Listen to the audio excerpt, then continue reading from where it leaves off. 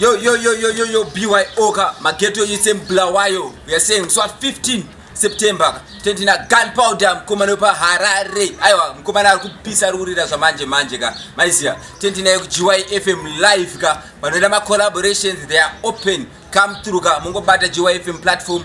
Manogu zari zuzazo fambiskwa se maisia ka. Pane makomana wakatu buka ma collaborations. We are talking about phenomenal kills out the Cowdry Parke. Aywa, akato tuna zuzazo kazi. Chakato yendo wa maisia ka. Junior Styles. Out a slow bella.